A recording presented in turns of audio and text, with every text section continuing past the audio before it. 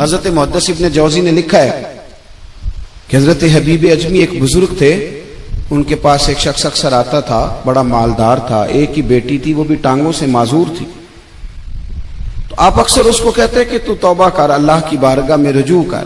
ایک وقت ایسا آتا ہے کہ پھر انسان کا جب کوئی اپنا نہیں رہتا پھر اسے مصلی یاد آتا ہے، لیکن اگر مصلی کی عادت بچپن سے پڑ جائے نا تو پھر ذرا آسان ہوتا ہے اللہ سے دل لگانا. وہ اکثر آپ اس کو کہتے کہ ٹھیک ہو جائے، کہ تو بیٹی ہے، وہ بھی بیچاری معذور ہے، تو کہاں دولت لے جائے. آج کرتا ہوں، ہم تاریخیں دیتے رہتے ہیں نا اللہ تعالیٰ کو معاذ اللہ کہ رمضان سے میں نے نیک ہو جانا ہے، عمرہ کر کے آؤں گا تو پھر میں پکا نمازی ہوں. خدا کے بندو، کس نے تجھے بتایا کہ رمضان تک تو زندہ رہے گا؟ کس نے خبر کی کہ عمرہ کرنے تک تو بچے گا؟ حضرت حبیب اجمی اس کو کہتے تو کہتا بڑی جلدی ٹھیک ہو جاؤں گا. ایک دن سویرے سویرے توبہ کرنے آ گیا. آپ نے فرمایا کیا ہوا؟ تو کہنے لگا حضرت جی کل ایک 15 سال کا نوجوان ملا ہے اور مجھے توبہ کرا گیا. مزہ ہی اس عمر میں اللہ اللہ کرنے کا. نبی کریم سے محبت بھی کرنی ہو تو یہی عمر ہے. عشق لگا سی کھیڈاں کھیڈ دی نوں تے پھر مینوں کھیڈاں بھول گئیاں. کجل پایا سی میں یار دے ویکھنے نوں، پھر او دی یاد وچ روندیاں ہی ڈل گئیاں. حیدر شاہ اس گلی کدے نہ رولدی پر ہن تے رول گئیاں. جن لوگوں نے ابو جال کو قتل کیا تھا ان کی عمریں بھی 15 سال تھی.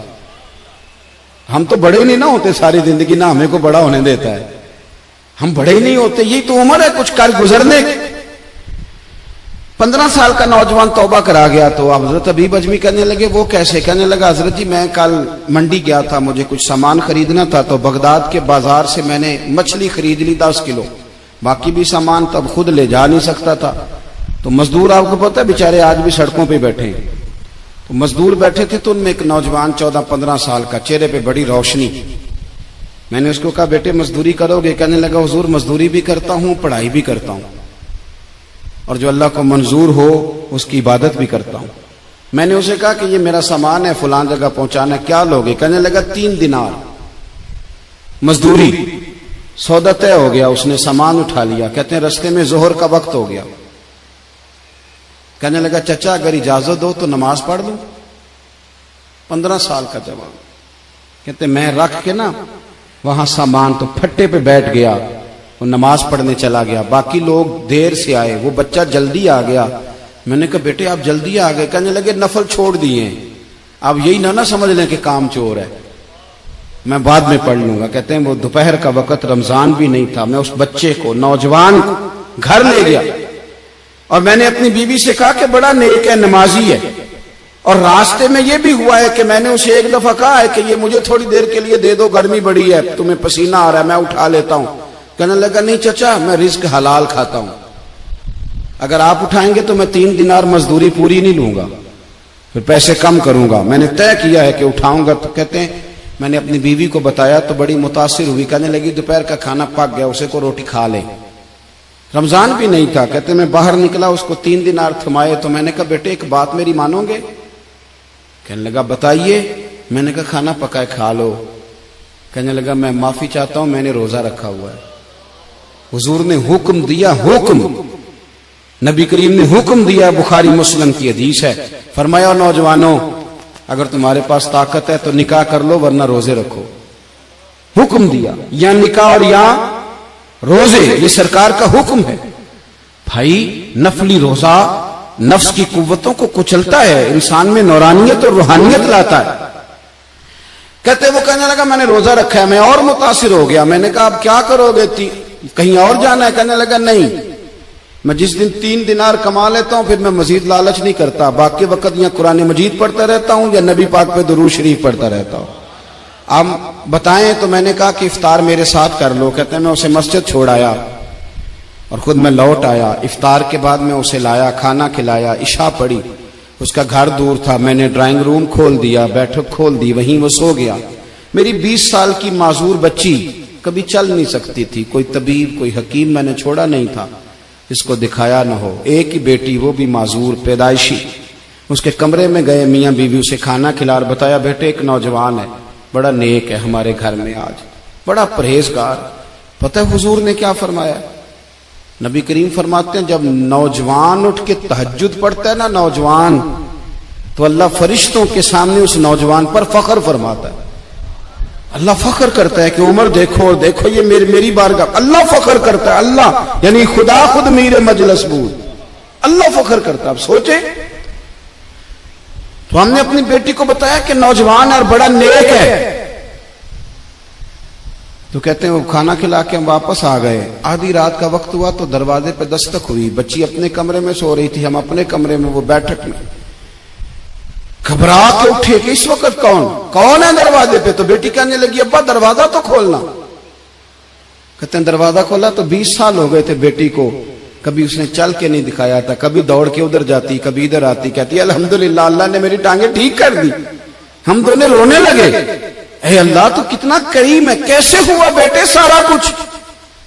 تو بیٹی کہنے لگی ابا آپ نے کہا تھا نا کہ نیک نوجوان آیا ہے, تو میرے دل میں خیال آیا اللہ اگر واقعی نیک ہے تو اس کے صدقے مجھے شفا ہی دے دے.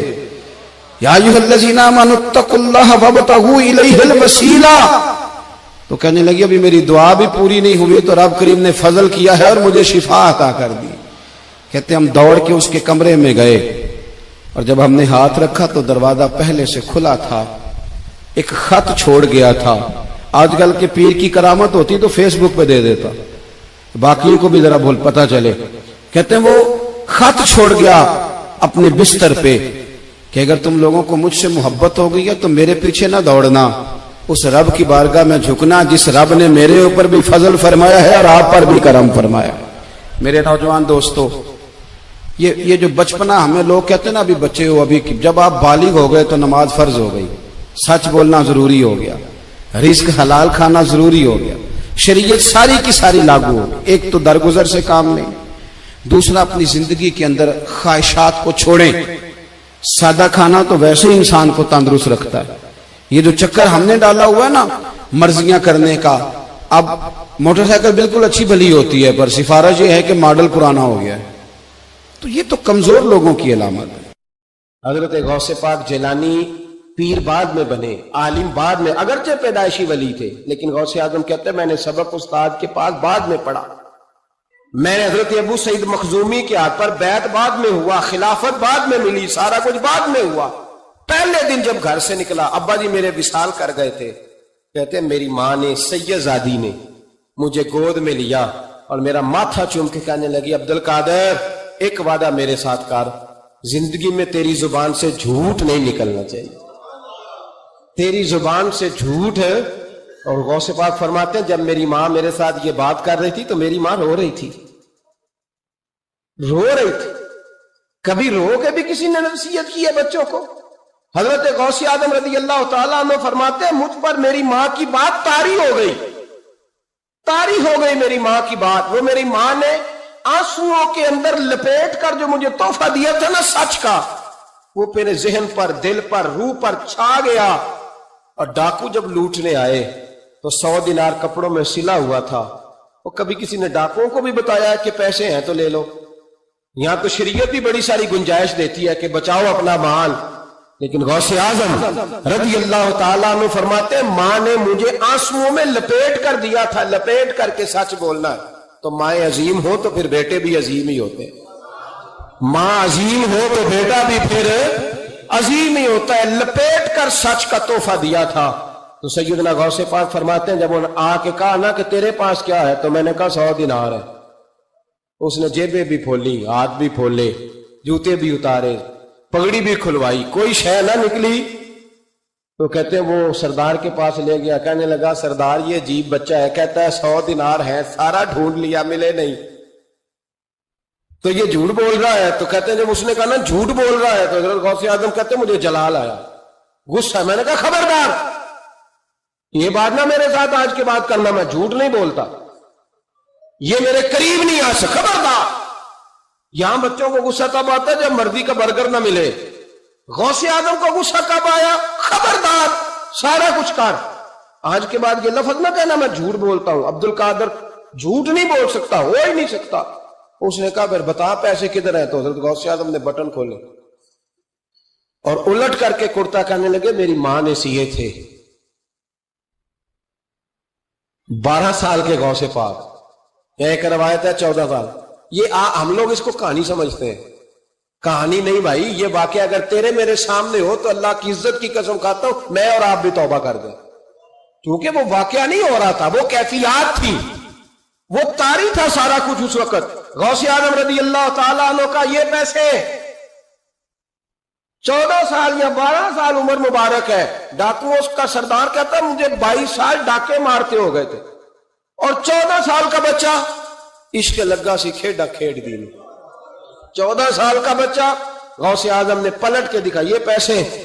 تو وہ ڈاکوؤں کا سردار کہتا ہے کہ پتہ نہیں مجھے کیا ہوا کہ بچے کے جذبات کس طرح کے ہیں، افکار کس طرح کے ہیں، خیالات کس طرح۔ کہتا کہ کہاں جا رہے ہو؟ کہا میں علم سیکھنے بغداد جا رہا ہوں۔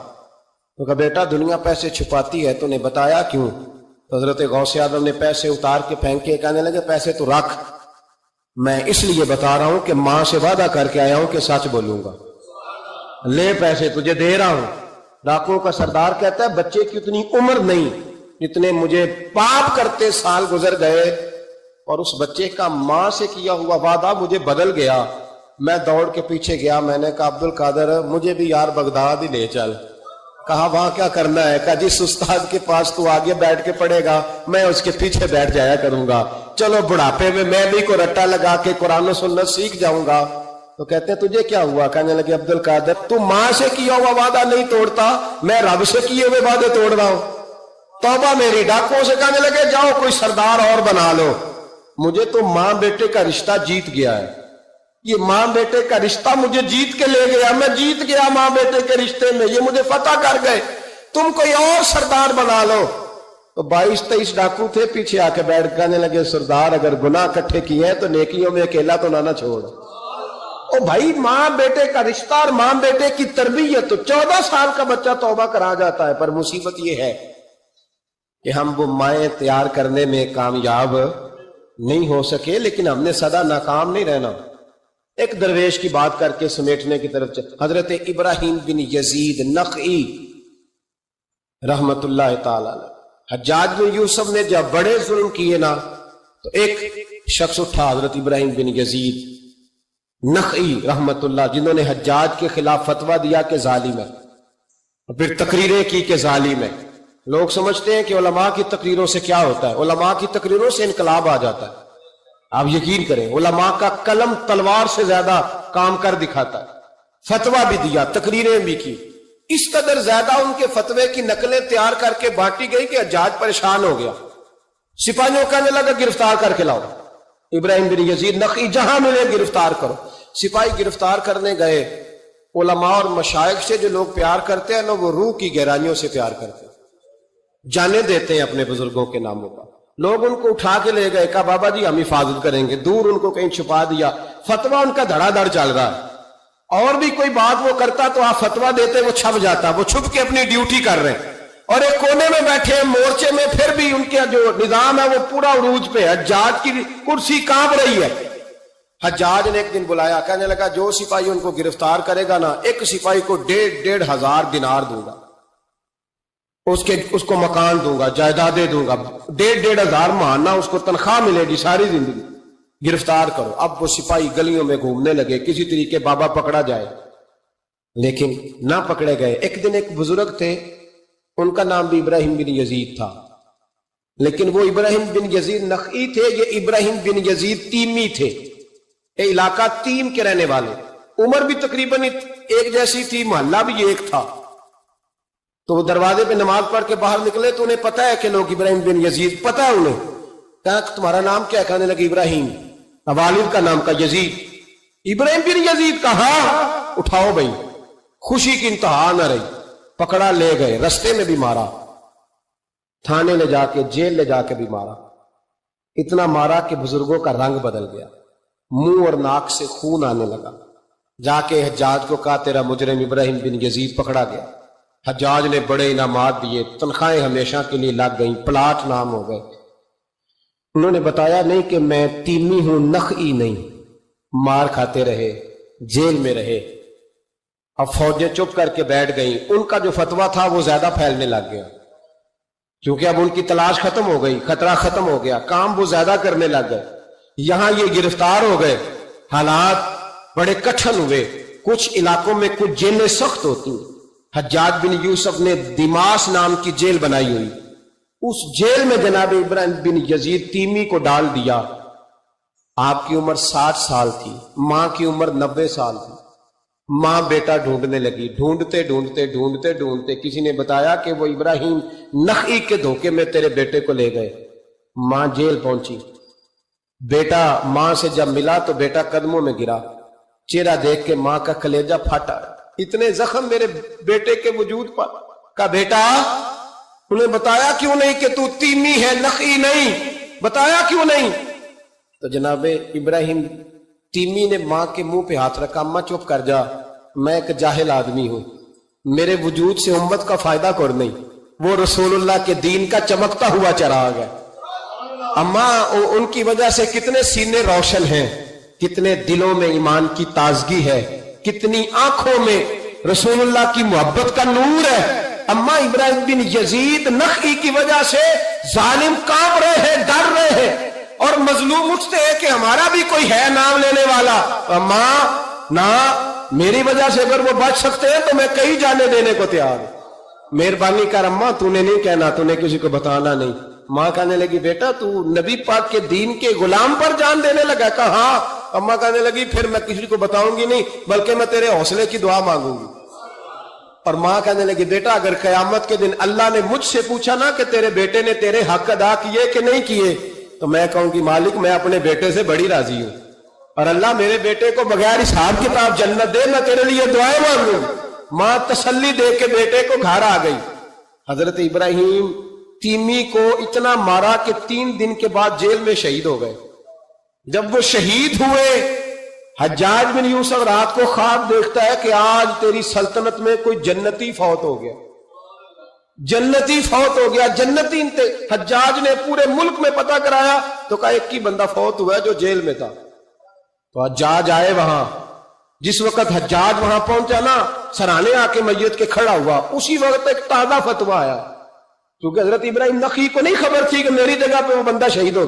تازہ فتویٰ آیا کہ سنا ہے آج صبح ایک اور بندہ اس کے تشدد سے قتل ہو گیا، مسلمانوں پہ ضروری ہے اس ظالم کے خلاف اٹھیں۔ جب فتویٰ پڑھا تو نیچے دستخط تھے۔ ابراہیم بن یزید نخعی کہنے لگا ظالم ہو، یہ تو خواب میں دیکھے جنتی بہت ہو گیا، تو یہ اگر ابراہیم نخعی نہیں تو یہ فتویٰ کس کا آیا ہے؟ تو لوگوں نے کہا حضور پہلے بھی ہمیں کسی نے بتایا تھا یہ تیمی ہے نخعی نہیں، یہ بولے نہیں، ان کے نام پہ جان دے گئے۔ کہنے لگا پھر پکڑو ابراہیم نخعی کو۔ تو حضرت سعید بن جبیر پیچھے کھڑے تھے، کندھے پہ ہاتھ رکھ کہنے لگے حجاج بس کر، بس کر، اب ان کے پیچھے فوجیں نہ دوڑانا، جن کے نام پر جان دینے والے جنتی ہیں اس بزرگ کی اپنی شان کتنی ہوگی، اس کے حصے پہ جو جان دے گیا جب اس کے لیے تجھے جنتی کی خواب آئی ہے۔ حضرت ابراہیم بن یزید نخعی ان کے بعد ایک عرصے تک زندہ رہے۔ تو آپ جب ہاتھ اٹھاتے تھے دعا پتہ کیا کرتے تھے؟ کہتے تھے یا اللہ ابراہیم تیمی کی ماں پہ رحم فرما، ابراہیم تیمی کی ماں پہ رحم فرما۔ تو لوگ کہتے حضور جان بیٹے نے دی اور دعا ماں کے لیے، فرمانے لگے جان بیٹے نے دیا پر حوصلہ اس کی اماں نے دیا ہے، جان بیٹے نے دی ہے پر اسے جان دینے کے لیے دعا اس کی مائیں عظیم ہو تو بیٹے بھی بیٹیوں کی تربیت کریں۔ عزیز دوستو، بزرگوں اور بھائیوں، اللہ تعالیٰ نے قرآن مجید میں ارشاد فرمایا کہ وَبَشِّرِ الَّذِينَ آمَنُوا وَعَمِلُوا الصَّالِحَاتِ، اے محبوب علیہ السلام خوشخبری دے دیں ان لوگوں کو جو ایمان لائے اور جنہوں نے نیک اعمال کیے، ان لہم جنات تجری من تحتها الانہار، ان کے لیے جنت ہے اور جنت وہ ہے جس کے نیچے نہریں بہہ رہی ہیں۔ اللہ تبارک و تعالیٰ نے اپنے محبوب کریم صلی اللہ تعالیٰ علیہ وسلم کے غلاموں کو خوشخبری سنوائی، اور سنوائی بھی حضور کے مقدس لبہائے مبارکہ سے۔ آپ انہیں خوشخبری دے دیں کہ ان کے لیے جنت ہے، باغات ہیں، اور باغات وہ ہیں جن کے نیچے نہریں رواں دواں۔ لیکن کن لوگوں کو؟ جو ایمان لائے اور جنہوں نے نیک اعمال کیے۔ کچھ نہ کچھ انسان کو نہ عمل کرنا چاہیے، وہ جو عمل ہے نا، کوئی بندہ اپنے عملوں سے جنت میں نہیں جائے گا، جنت میں خدا کے فضل سے جائے گا، لیکن یہ جو اعمال ہیں نا یہ سبب بنیں گے اللہ کی رحمت کا۔ یہ ذریعہ بنیں گے خدا کے کرم کے متوجہ ہونے کا۔ جب ہم نیک اعمال کریں گے تو اس عمل کی وجہ سے رحمت ہوگی، اور وہ رحمت ہمیں اللہ کے قریب بھی لے جائے گی، اور اس رحمت کی برکت سے رب جنت بھی عطا فرمائے گا۔ ہمارے ہاں یہ ہوتا ہے کہ ہم زیادہ تر چیزوں کو تقریر سننے کی حد تک لیتے ہیں، اچھی نصیحت کا لطف ضرور حاصل کرتے ہیں، اچھے جملے کو اپنے دل میں اس کی فرحت ضرور محسوس کرتے ہیں، لیکن عمل کی طرف نہیں بڑھتے۔ اس کا نقصان یہ ہوتا ہے کہ یہ معاذ اللہ ایک باقاعدہ شعبہ بن جاتا ہے کہ میں نے بڑی خوبصورت تیار کر کے تراش خراش کر کے بات کرنی ہے، بڑی عمدہ کرنی ہے۔ اچھے اچھے ادیب تو پیدا ہوتے ہیں، اچھے خطیب، اچھے واعظ، اچھے سننے والے، داد دینے والے تو پیدا ہوتے ہیں، لیکن اگر عمل کا شوق نہ پیدا کیا جائے تو پھر باتیں نشستن گفتن برخاستن تک رہ جاتی ہیں، اس کا لطف نہیں آتا۔ پھر تو تقریریں ہو رہی ہیں، ہوتی ہیں اور ہوتی رہے گی، نتیجہ کیا نکلا؟ جو آدمی کہتا ہے میں اتنے سالوں سے تقریر سن رہا ہوں، تو سوال یہ ہے کہ بھئی اتنا سننے کے بعد تم سنورے کتنا؟ سننے کا ایک ہی مقصد زندگی میں آپ سمجھ لیں کہ سننے کا مطلب سنورنا ہے، اور اگر آپ نے خیر کی بات سنی اور آپ سنورے ہی نہیں، میں آپ کو دعوت فکر دیتا ہوں۔ نبی پاک صلی اللہ تعالی علیہ وسلم نے ارشاد فرمایا، ایک عورت تھی، طوائف تھی، ساری زندگی اس کی گناہوں میں گزری معاذ اللہ، پھر وہ ایک کنویں کے پاس سے گزر رہی تھی، ایک پیاسا کتا اس نے وہاں پیاس سے تڑپتے سسکتے دیکھا، اور پھر اس نے اپنے جوتے کو لٹکا کر اپنے دوپٹے کی مدد سے یا جیسے اس سے ممکن ہو سکا اس نے پانی نکالا، کتے کو پلایا، اللہ نے اس کی بخشش فرما دی۔ آپ ماشاءاللہ ہزاروں میں لوگ ہیں، آپ نے بڑی جلدی مجھے یہ بتانا ہے، یہ حدیث آپ نے پہلے بھی سنی ہوئی ہے نا؟ میرا خیال ہے کوئی بندہ نہیں رہا جس نے نہ سنی ہو، سنی ہوئی ہے نا ہم نے الحمدللہ۔ اتنے سارے بندے جو یہاں موجود ہیں انہوں نے سنی ہوئی ہے، تو ظاہر ہے امت مسلمہ میں جتنے لوگ ہیں ڈھیر ساروں نے یہ بات سنی ہوگی۔ لیکن میرا سوال یہ ہے، میں سڑکوں پہ روڈوں پہ سفر کرتا ہوں، ہم نے یہ حدیث درجنوں بار سنی کہ طوائف نے کتے کو پانی پلایا تو اس کی بخشش ہو گئی، لیکن حال یہ ہے کہ سڑک پر کسی گاڑی سے ٹکرا کر اگر کوئی کتا مر جاتا ہے، اب مر ہی گیا ہے، گاڑی والا، موٹر سائیکل والا، پجارو والا، بس والا کوئی اتنی جرت نہیں کرتا کہ لکڑی کے ساتھ رسی کے ساتھ ہی پکڑ کے اسے سائیڈ پہ کر دے۔ اس سڑک پہ مرا ہوا پڑا رہتا ہے، یہاں تک کہ گاڑیوں کے ٹائروں کے ساتھ اس کا گوشت لگ لگ کے سڑک صاف ہوتی ہے۔ اس محبوب کے ماننے والے جس محبوب نے بتایا کہ طوائف نے پانی پلایا تھا، اور ہمیں سمجھ بھی آ گئی اور حدیث پڑھ بھی لی اور سن بھی لی، پھر اس ملک کی جو مسلمانوں کا ملک ہے اس کی سڑکوں پر مرے ہوئے کتوں کو اٹھائے بھی کوئی نہ، اور زخمی کتا زخمی ہو ہی گیا ہے، اب اسے سڑک سے سائیڈ پہ ہی کر دیا جائے کم از کم، تاکہ اس کی اگر جان باقی ہے تو بچ جائے۔ تو پھر مجھے بتاؤ نا میرے دوستو، ہم نے کس لیے تقریریں سنی ہیں، کس لیے خطبے سنے ہیں؟ واعظ و نصیحت کی مجالس کا مطلب ہم نے کیا سمجھا ہوا ہے؟ تقریر، تحریر، تصنیف، اچھی گفتگو، اچھا جملہ، اس کا معنی ہم کیا سمجھتے ہیں؟ تو آج جو خوبصورت گھڑیاں شب برات کی صورت میں ہمیں نصیب ہونے جا رہی ہیں، اس سے پہلے اپنے دل میں یہ ارادہ کرو کہ رب کریم نے ہمیں جتنا دین کا فہم دیا ہے، سمجھ دی ہے، علم دیا ہے، ہم ارادہ کرتے ہیں اب ہم صرف سنیں گے نہیں، پڑھیں گے نہیں، صرف بیان ہی نہیں کریں گے، ہم عمل بھی کریں گے۔ کوئی تھوڑا سا نا عمل کا رستہ بھی تو میرے عزیز ہونا چاہیے۔ اب مطلب بہت ساری جگہوں پہ جانے کا موقع ملتا ہے تو لوگ کہتے ہیں پیر صاحب ناراض نہ ہونا، ہم نے بڑا بندوبست کیا ہوا ہے، تقریر ذرا نہ سوا کو گھنٹہ کرنا۔ تو میں کہتا ہوں مثلاً آپ مجھے بتائیں نا، سوا گھنٹہ تقریر کرا کے آپ نے کیا کرنا ہے؟ اگر تو آپ نے اس لیے بلایا ہے کہ جناب ایک بات سنیں گے، ایک واعظ ہوگا، سر دھنیں گے، تو وہ تو مجھے آتا ہی نہیں، تو میں تو مختصر بات کروں گا اور اتنی کروں گا جس کی ضرورت محسوس کروں گا۔ لمبی چوڑی تقریروں کا کیا مطلب ہے؟ ہم کیا چاہتے ہیں سوائے اس کے کہ جناب بات بڑی اچھی کانوں کو لگ رہی ہے، مزہ بڑا آ رہا ہے، تو آپ نے لیا کیا؟ نتیجہ کیا نکلا؟ میرے رسول پاک علیہ السلام کے صحابہ جو حضور سے نصیحتیں لیتے تھے وہ کیسی تھی؟ حضرت عبداللہ بن بصر رضی اللہ تعالیٰ عنہ حاضر بارگاہ ہوئے، آ کے عرض کی یا رسول اللہ صلی اللہ علیہ وسلم، میں آیا ہوں سونے، پتہ نہیں دوبارہ آ سکوں کہ نہ آ سکوں، حضور پتہ نہیں موقع ملے نہ ملے، ایک بات مجھے بتا دیں، میں اس پہ عمل کروں گا، میری زندگی بھی بن جائے اور آخرت بھی بن جائے۔ تو کریم محبوب نے فرمایا عبداللہ زبان کو خشک نہ ہونے دینا، اس کو تر رکھنا. تر حضور کس چیز سے؟ فرمایا اللہ کے ذکر سے تر رکھنا. زبان اللہ کے ذکر سے تر رہے، ہر وقت رب کی یاد رہے، تیری دنیا بھی بن جائے گی اور آخرت بھی بن جائے گی. تو میرے عزیز اپنی زندگی کے اندر اب ہم نے عمل کرنا ہے. او جناب کمال پھر یہ ہے کہ جب واز سننے کا شوق بڑھ جاتا ہے، تقریر سننے کا شوق بڑھ جاتا ہے، سننے سنانے کا خالی مزاج ہو جاتا ہے، پھر بندہ ڈھونڈتا پھرتا ہے کہ نئی سے نئی چیز کہاں ملتی، انوکھی سے انوکھی چیز کہاں ملتی، انفرادی سے انفرادی بات. میرے بھائی آپ ضرور سنیں، ضرور سنیں. مومن کی گمشدہ میراث ہے، حکمت جہاں سے ملے لیں، لیکن عمل کرنے کے لیے لیں، عمل کرنے کے لیے. اب میرا دل کرتا ہے اب ہماری چپ سے بھی لوگ سبق سیکھیں. حضرت باجید بستامی فرمایا کرتے تھے جس نے ہماری چپ سے کچھ نہیں سیکھا اس نے ہماری تقریر سے کیا سیکھنا ہے. اب تھوڑا سا نا اشاروں کی بولی بھی سمجھیں. اب تھوڑا سا یہ بھی ہو کہ بس بات پوری ہونے نہ پائے اور انسان کی رغبت عمل کی طرف بڑھ جائے. یہ مزاج ہمیں دیا ہے. اب تو بھائی آ جائیں آپ، صبح بھی تقریر کر دیں، دوپہر کو بھی تقریر کر دیں، شام کو بھی تقریر کر دیں، تو پھر یہ بھی ہوتا ہے کہ جناب وہ بیان آپ نے جو سنایا تھا نا وہ ذرا دوبارہ سنا دیں. تو میں کہتا ہوں پہلے سننے پر عمل ہو گیا تھا. نہ کریں. اب ہمیں تھوڑی باتیں سیکھ کر ان پر عمل کرنا ہے اور آگے بڑھنا ہے. بڑی سادی بات میرے ابا جی بتایا کرتے تھے. والد صاحب کہتے ہیں کہ ایک دیہاتی بندہ نا چلا گیا وہ کسی مولوی صاحب کی تقریر سننے. تو اس زمانے میں آپ کو پتہ ہے یہ واش روم کا مروجہ نظام نہیں ہوتا تھا، تو لوگ کھیتوں میں دوسری جگہوں پہ پیشاب کے لیے جاتے تھے. تو مولانا نے ایک احتیاط بیان کی. وہ کہنے لگے کہ پیشاب سخت جگہ پہ نہ کرو، زمین پہ بیٹھ کر، ورنہ پیشاب کے چینٹے اڑیں گے، کپڑوں پہ پڑیں گے، اور حدیث میں سخت حکم ہے اس مسئلے میں. تو کوئی نرم جگہ ہو ایسی جہاں پیشاب کریں چینٹے نہ اڑیں.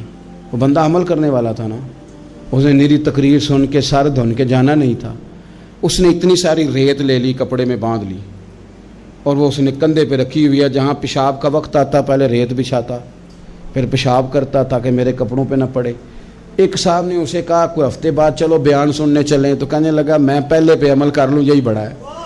میں نے تو اتنی ساری ریت، کندھا تھک گیا ہے میرا، اس دن سے اٹھائی ہے. تو میں نہیں چاہتا کہ نہیں بھی سنوں تو کسی اور جگہ میں. یہ تفریح تباہ کے لیے بات کو نہ سمجھیں. اس سادے آدمی نے جو ہمیں سمجھایا مجھے اور آپ کو، اس پر غور کرے کہ کل بھی سنا تھا، پرسوں بھی سنا تھا، پیر صاحب نے ترسوں بھی کہا تھا، شیخ نے پرسوں بھی کہا تھا، پچھلے ہفتے بھی کہا تھا. تو نے اگر شیخ کی بھی نہیں سنی، استاد کی بھی نہیں سنی، پیر کی بھی نہیں سنی، اور اس دور کے پیر جو صحیح کام کرنے والے ہیں، استاد جو صحیح کام کرنے مجبور ہو گئے ہیں بیچارے. کہتے ہیں کس کی تربیت کریں. کس درد سے کہا تھا حضرت سلطان باؤ نے. وہ کہتے ہیں اور رب دا طالب کوئی بھی نہیں ملیا، اتے جو ملے ہے طالب زردہ ہو. یہ تو آئے ہیں کاروبار سیدھا کرنے، فوٹو کھچوانے، فلاں کام کے لیے. یہ تو وہ جو ہم دینا چاہتے ہیں اس کا تو مزاج ہی نہیں. پہلے بھی میں نے کہا تھا، پھر کہتا ہوں مجھے شوق نہیں ہے. خدا مجھے معاف کر دے اس دن سے پہلے جس دن یہ شوق ہو کہ میں سویرے جاؤں گا تو نوٹ لاؤں گا، تو شام جاؤں گا تو نوٹ لاؤں گا. یہ شوق نہیں ہے، طبیعت نہیں ہے، من نہیں چاہتا. لیکن یہ کہ یہاں بھی آ جائیں خطاب کر دیں، یہاں بھی او خدا کے بندو، ہم کہاں اس قابل ہیں ہم خطاب کریں. ہم نے تو نا جی ایک اذان دینی شروع کی ہوئی، صبح و شام ایک اذان پڑھتے ہیں. ہے یہ پیغام حضرت احمد رضا کہ بارگاہ نبی کے رہو با وفا.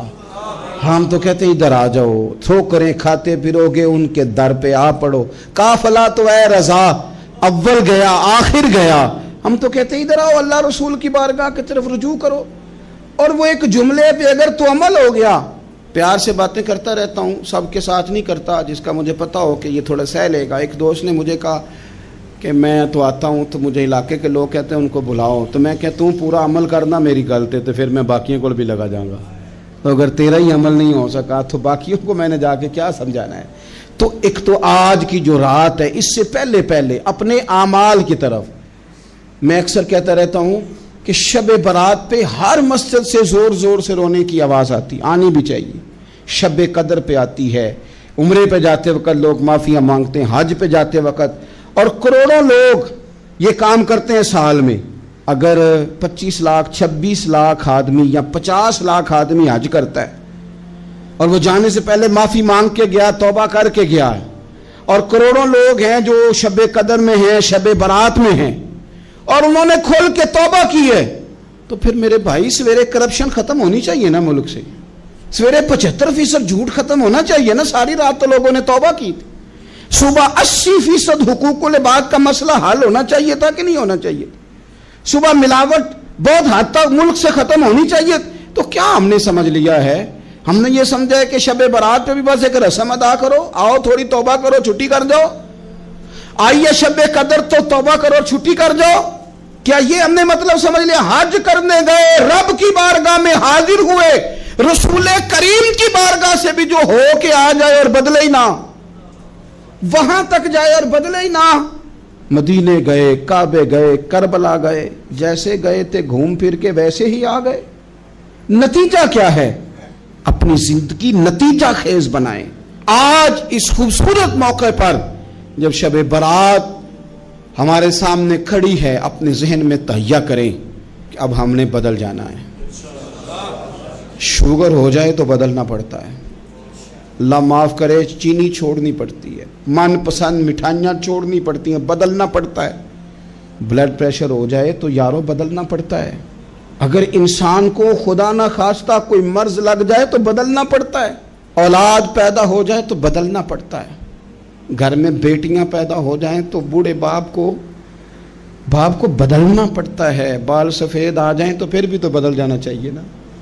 انسان کی عمر 40 سال ہو جائے تو پھر بھی تو بدل جانا چاہیے. شب برات پہ توبہ کرے تو پھر بھی تو بدل جانا چاہیے. اب بدل جائیں, اب ہم بدل جائیں. اب نہ درد ہوتی ہے, گاڑی میں بیٹھیں تو کمر پہ درد ہوتی ہے. اب ہم بدل جائیں. اب لوگ بتاتے ہیں تیرے بال سفید ہونے لگ گئے, اب ہم بدل جائیں.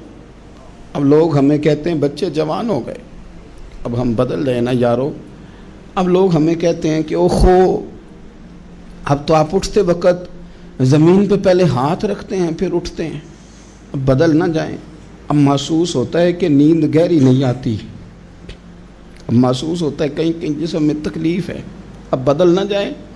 اب نہ کئی کلاس فیلو چلے گئے دنیا چھوڑ کے, بدل نہ جائیں. اپنے بہن بھائیوں میں سے کئیوں کا جنازہ پڑا, بدل نہ جائیں. ہم میں سے کئیوں نے ماں باپ دفن کر دیے, پھول ڈال دیے قبروں پہ. اب بدل جائیں. اب وقت تھوڑا رہ گیا, اب کچھ تبدیلی کی طرف آئیں. اب توبہ صحیح والی کر لیں, اب استغفار دل سے پڑھ لیں. اب تبدیل ہو جائیں, اب اپنے اندر باہر کچھ تبدیلیاں لائیں, اب اپنے ظاہر اور باطن کو سنواریں. اب اللہ رسول کی بارگاہ میں جانا ہے نا تو کہیں ایسا نہ ہو شرم آئے حضور کے سامنے کھڑے ہوتے, حیا آئے نبی کریم کی بارگاہ میں کھڑے ہوتے. اب کچھ تبدیلی لائیں. آج ارادہ کریں کہ آج جو توبہ کریں گے وہ صحیح والی کریں گے. آج جو وہاں استغفار کریں گے اللہ کے حضور حاضر ہو کے تو وہ صحیح والا کریں گے. اب کچھ تبدیلی کا مزاج لائیں. اور پھر ایک اور بات بھی عرض کروں,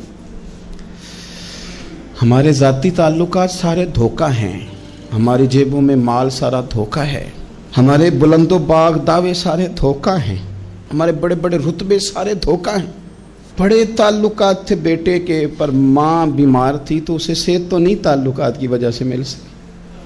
بڑے تعلقات تھے نا بیٹے کے, لیکن جب بیماری زور پکڑ گئی تو پھر کیا کر سکا کوئی. بڑے تعلقات تھے, بڑا پیسہ تھا جیب میں, بڑا کچھ تھا, لیکن جب جناب اسرائیل آئے تو پھر کوئی کچھ بھی نہ کر سکا.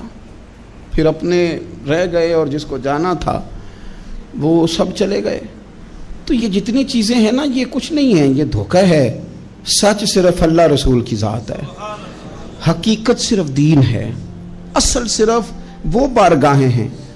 دھوکے میں نہ زندہ رہو. چھوڑ دو یہ بات کرنی کہ بڑے تعلقات ہیں, چھوڑ دو یہ بات کرنی کہ بڑا پیسہ ہے, چھوڑ دو یہ بات کرنی کہ برادری قبیلے علاقے میں بڑا, اور کچھ بھی نہیں ہے. کل من علیہ فان, ہوئے نامور بے نشاں کیسے کیسے. دیکھو زمین کھا گئی, نوجوان کیسے کیسے. میں مولانا نورانی کی قبر پہ کھڑا تھا, تو میں کہہ رہا تھا مقدور ہو تو خاک سے پوچھوں کہ اے لئیم تو نے وہ گنج ہائے گرا مایا کیا کیے؟ اتنے بڑے لوگ تو لے گئی، اتنے بڑے لوگ قبروں میں کدھر گئے؟ سلطان محمود غزنوی کہاں ہیں؟ شہاب الدین غوری کہاں ہیں؟ وہ لوگ جو میدانوں میں آ کے صرف ان کا نام لیا جاتا تھا تو دنیا کانپ جاتی تھی، وہ کہاں گئے؟ اٹھ گئے سب لوگ، چلے گئے، ختم ہو گیا معاملہ۔ وقت اب ہماری طرف بڑھ رہا ہے، اب تیزی ہے، اب پیغام اجل آیا، کئی ہمارے ارد گرد سے اٹھا کے لے گیا، اب ہمیں بھی تو واپس لوٹنا ہے نا، تو کچھ تیاری کر لیں، کچھ ارادہ کر لیں، اور بارگاہ رب رسول کی اس طرح کی ہے کہ بس جانے کی دیر ہے، بس صرف جانے کی دیر ہے، صرف جانے کی۔ اور اللہ رسول کی بارگاہ دوستو وہ والی ہے کہ جہاں نا زیادہ منت بھی نہیں کرنی پڑتی۔ وہ جو 4-5 لوگ تھے نا مکہ مکرمہ میں، انہوں نے بہت ہی اسلام کی مخالفت کی حد کر دی تھی، ان کے لیے حکم ہوا تھا جہاں ملے قتل کر دو۔ اکرمہ تھے، ابن قتل تھے، کچھ اور لوگ تھے، تو پتہ ہے ان کو کسی نے مشورہ کیا دیا تھا؟ کسی کافر نے مشورہ دیا، پر پتہ صلاح کیا دی تھی؟ اس نے کہا تھا تم نے بڑی زیادتیاں کی ہیں، بڑے بے ادب ہو، کسی صحابی کے قابو نہ آنا، مار دیے جاؤ گے، اپنی خطاؤں کے سبب سے تم مار دیے جاؤ گے، لیکن اگر کسی طریقے چھپتے چھپاتے رسول پاک کی بارگاہ میں پہنچ جاؤ نا، اگر وہاں کسی طریقے چلے جاؤ۔ انہوں نے پوچھا معافی کیسے مانگیں گے، منہ کیسے دکھائیں گے، ہم نے اتنے ظلم کیے، اتنی زیادتیاں کی، کیسے معافی مانگیں گے؟ تو کہنے والے نے کہا کہ نہیں کچھ نہیں، تم بس کہہ دینا ہم آ گئے، اس سے زیادہ تو بات ہی کوئی نہیں، اتنا ہی تو صرف کہنا ہے آ گئے، اور نہ آتے تو جاتے بھی کہتے، بس تم اتنا کہہ دینا ان العبد اذا اعترف ثم تاب تاب اللہ علیہ۔ نبی کریم علیہ السلام نے فرمایا بندہ جب آ کے کہتا ہے نا یا اللہ میں بھول گیا تھا، غلطی ہو گئی، ان العبد اذا اعترف، مان جو گیا ہوں، غلطی ہو گئی، جب کہتا ہے نا میں بھول گیا، ثم تاب، پھر وہ توبہ کرتا، تاب اللہ علیہ، اللہ دیر کرتا ہی نہیں، فوراً توبہ کو قبول فرما لیتا۔ ہمارے ہاں نا کچھ لوگ تو تباً سخت ہیں، اللہ معاف فرمائے، اور کچھ رد عمل کے طور پر سخت ہو گئے، کچھ باتیں دلوں میں بیٹھ گئی ہیں جنہوں نے طبیعتوں کو سخت کر دیا ہے۔ کبھی کہیں آپ بہو سے کہ چلو بوڑھی ساس سے اگر کبھی کوئی بات سخت نکل گئی ہے تو معاف کر دے، وہ تیار نہیں ہوتی، وہ کہتی ہے تمہیں پتہ نہیں میرے ساتھ کیا کچھ ہوا۔ کبھی ساس سے کہا جائے نا چلو بھول گئی تھی بچی تو آپ درگزر کر دیں، تو کہتے ہے تمہیں پتہ نہیں میرے اندر سختی کتنی آ گئی ہے، دکھ کتنے بیٹھ گئے۔ ہم نا طبیعتوں میں سختی کر بیٹھے، ہمارے دل دھڑکتے ضرور ہیں لیکن صرف اپنے بچوں کے لیے، ہمارے سینوں میں درد اٹھتا ضرور ہے لیکن صرف اپنوں کے لیے۔ ہم نے نا 2 4 5 6 باتیں جمع کر کے ان پر پورا ذہن بنا کے سخت ہو گئے ہیں، طبیعتیں سخت ہیں، دل سخت ہیں۔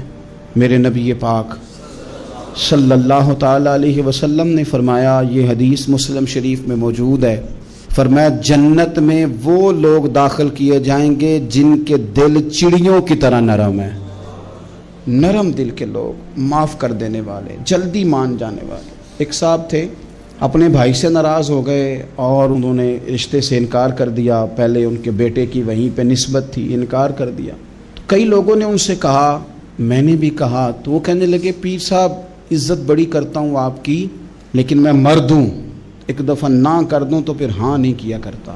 تو میں نے اس صاحب سے کہا، میں نے کہا یوں نہ کر، اگر صبح قیامت تیرے بارے میں کوئی سخت فیصلہ آ جائے اور رب کو منانا ہو کسی مقام پر تو کیا کہے گا؟ بہانے بنا بنا کے ہم سخت ہو گئے، دل اتنے سخت پتھر کر لیے، میں فلاں ہوتا ہوں جی، میں نہیں دوبارہ کسی کی سنتا۔ اور خدا کے بندو، میرے نبی پاک علیہ السلام نے فرمایا مومن تو اس طرح ہوتا ہے جس طرح اونٹ کے ناک میں نکیل ہوتی ہے، بٹھا دو تو بیٹھ گیا، اٹھ جاؤ تو اٹھ گیا۔ اور حضور نے فرمایا وہ لوگ جو بہت بد اخلاق ہیں، جھگڑالو ہیں، فسادی ہیں، سخت دل ہیں، وہ لوگ جنت میں نہیں جائیں گے۔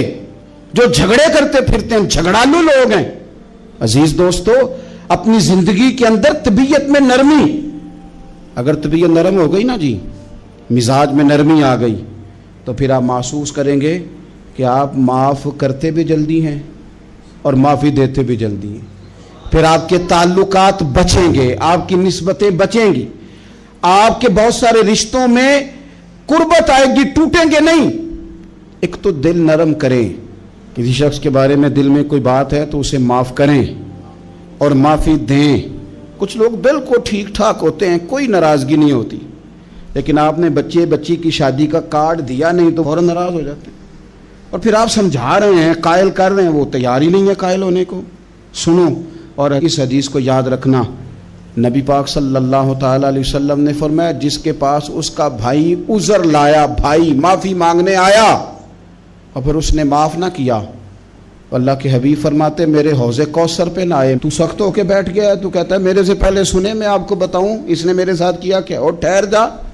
اگر حساب کتاب کے بعد معافی والا اصول رکھ لیا جائے کہ پہلے حساب کتاب ہوگا، غلطیوں کا مداوع ہوگا، پھر معافی ہوگی، تو یہی حساب اگر رب کریم بندوں کے ساتھ کرے تو پھر میں اور آپ کدھر جائیں گے؟ تو اس سادی بات پہ آ جاؤ نا، تو 2 جملوں میں حضور نے سمجھائی ہے، فرمایا تم رب کے بندوں کو معاف کر دو، اللہ تمہیں معاف کر دے گا۔ تو آج کی شب سے پہلے، آج کے دن سے پہلے، رمضان المبارک کے تشریف لانے سے پہلے اپنی طبیعت کے اندر ایسا ذوق لائیں، ایسی طبیعت لائیں کہ ہم نے معافی دینی بھی ہے اور معافی لینی بھی ہے۔ بعض اوقات ہم رسم ادا کرتے ہیں شب برات سے پہلے، یہ سوشل میڈیا پہ چل گیا، فلانے کو فلان کہہ دیا، اگر کوئی کبھی ہوئی نا تو معاف، ایسے تو نہیں نا معافیاں ہوتی۔ ہمیں پتہ ہوتا ہے ہم سے کون ناراض ہے، ہمیں خبر ہوتی ہے ہم نے کس کو تکلیف دی، ہمیں پتہ ہوتا ہے کس نے ہمارے لہجوں سے پریشانی پائی ہے، کون ہے جو ہماری وجہ سے اذیت کا شکار ہے، تو اس سے جا کے معافی مانگے، تو یہ چیزیں معافی کا سبب بن جائیں گی۔ اور پھر میرے نبی پاک صلی اللہ علیہ وسلم نے 2-4 چیزیں اور بھی بیان کی ہیں، میرا دل کرتا ہے کہ وہ بھی ذرا آپ کو عرض کر دوں۔ حضور سید عالم علیہ السلام نے نا جنت میں لے جانے والے جب اعمال بیان کیے تو حضور علیہ السلام نے فرمایا کہ ایک تو زکوٰۃ صحیح ادا کرنا، شرک سے بچنا، توحید پہ قائم رہنا، اور زکوٰۃ ٹھیک ادا کرنا، اور اپنے رشتہ داروں سے اچھا سلوک کرنا، جنت میں داخل ہو جاؤ گے۔ یہ جو ہمارے زیادہ قریبی لوگ ہوتے ہیں نا، ان کا حق بھی شریعت نے زیادہ رکھا ہے، اور یہ بعضوں کا تکلیف بھی زیادہ دیتے ہیں۔ لیکن میرے عزیز ایک بات سمجھ لیں اچھی طرح سے اور اپنے دل میں بٹھا لیں، میں نے درجنوں بار کہی ہے، پھر کہتا ہوں، اللہ تعالیٰ نے جو خاندان میرے لیے پسند کیا ہے نا، مالک نے مجھے وہاں پیدا کیا ہے۔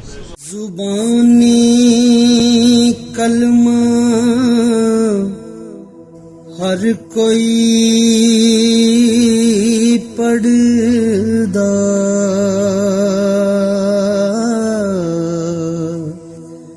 تے دل دا پڑھدا کوئی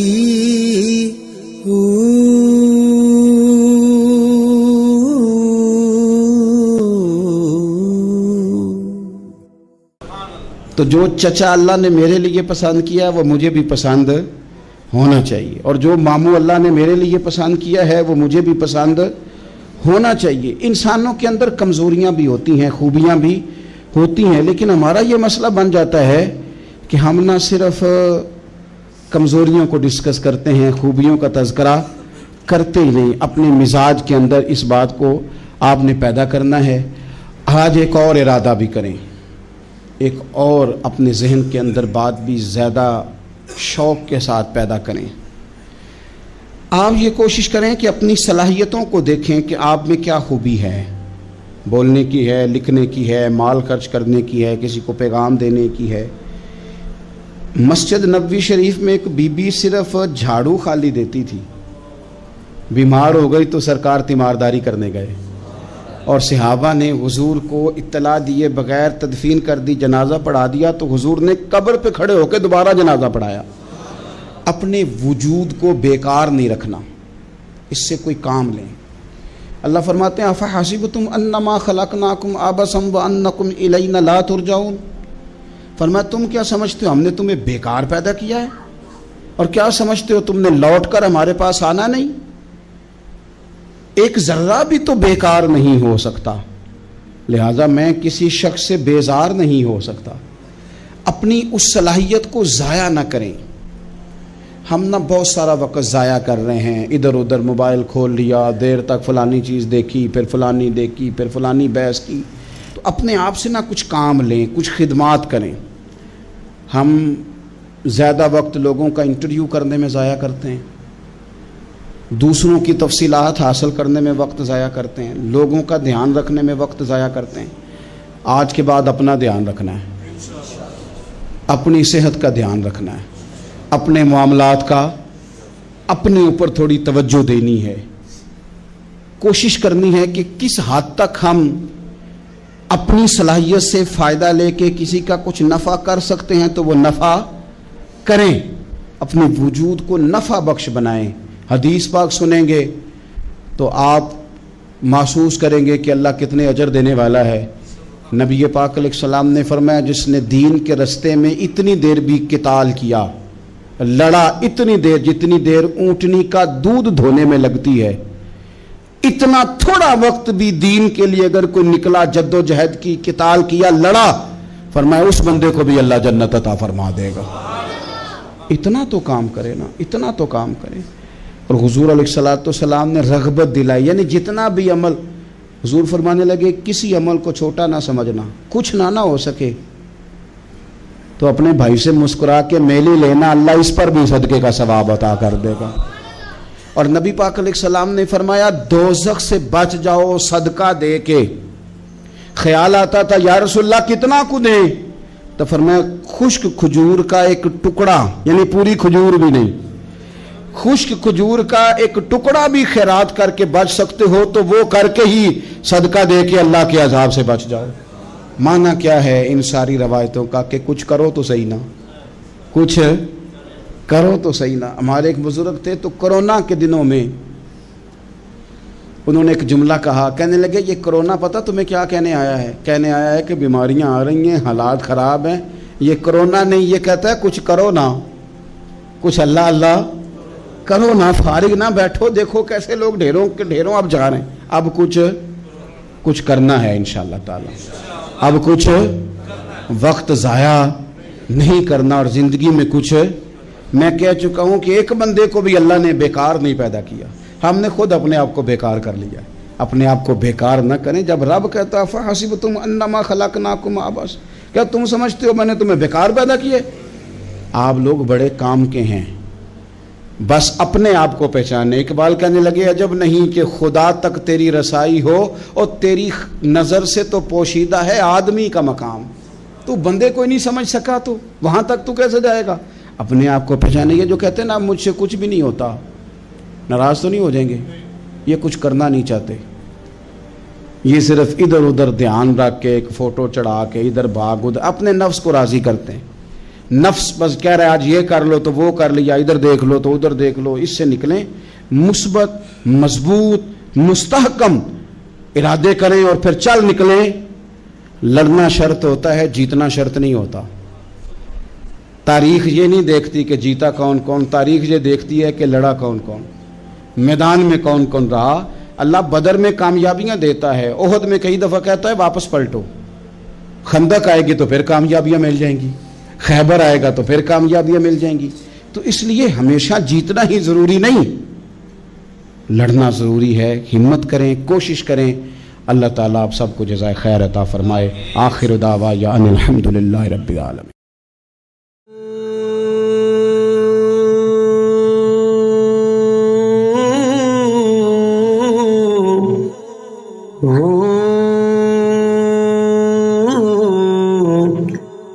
اللہ